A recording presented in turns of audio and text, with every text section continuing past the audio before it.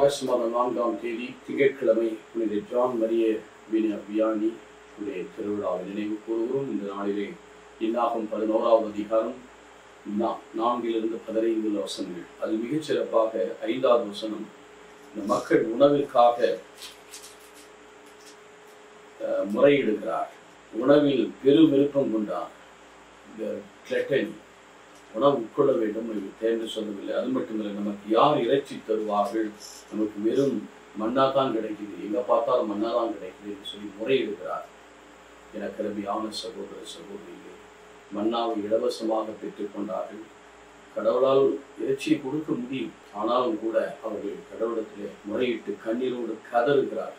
தன்னுடைய பழைய உணவை அவர்கள் நினைத்து பார்க்கிறார்கள். அங்கு கொமட்டிக்காய், மீன், வெள்ளரிக்காய் இவற்றை போட்டு சிந்தித்து பார்க்கிறார்கள். தன்னுடைய வலிமை குன்றியதாக அவர் நினைக்கிறார்கள். மன்னா மட்டும் கிடைக்கும், ஆனால் மன்னா உண்ட முன்னோர்லாம் மடிந்தாலும் கூட அது இறைவனிலிருந்து கொடுக்கப்பட்ட ஆசீர்வாதமாக இருக்கிறார்.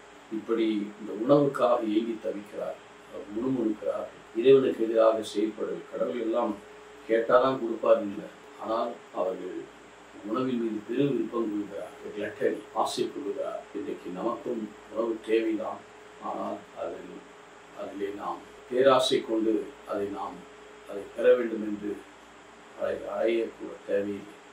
எப்படி ஏசா தன்னுடைய சகோதரன் யாக்கோபிடத்தில் அந்த கஞ்சிக்காக தன்னுடைய உரிமை பேச்சை இழந்து விடுகிறார்.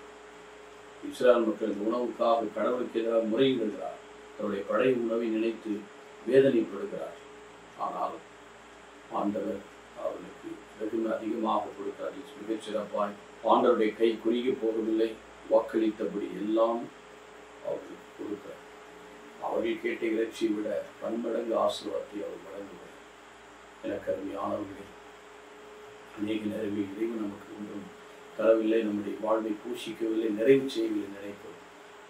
இறைவன் கொடுத்ததே நமக்கு போதுமானதாக இருக்கிறது. எழுந்து சாப்பிடு, எரியாவிடத்தில் சொல்லி எழுந்து சாப்பிடு, இன்னும் நீ நடக்க வேண்டிய தூரம் அதிகமாக. காகத்தின் வழியாய் போஷித்தவர், கேரித்த ஆற்றங்கரையிலே தண்ணீரை கொடுத்தவர், உதவியினால் போஷித்தவர், காகத்தின் வழியாய் போஷித்தவர், நம்ம எந்த விதத்தில் போஷிக்க வல்லவராக இருக்கிறார். நம்முடைய தேவைகள் அனைத்தும் அவரால் சந்திக்கப்படும். எதை உண்போம், எதை குடிப்போம், எதை உடுப்போம் என்று கவலைப்படாமல் உன் தேவையெல்லாம் தந்தைக்கு தெரியும் என்ற நம்பிக்கையிலே ஆண்டவரை தேடுங்கள், அவருக்கு நிறைவு பெறுங்கள். நல்ல ஆண்டவரை, நீரைகளுக்கு எல்லாவிடம் கொடுக்கிறேன், பசுமை மீட்சி இடைப்பாட செய்கிறேன், அமர்ந்த தண்ணீர் இவருடைய தாகத்தை தணிக்கிறேன். ஆண்டவர் நிறைவு தந்தை காக்க வழிநடத்த நல்ல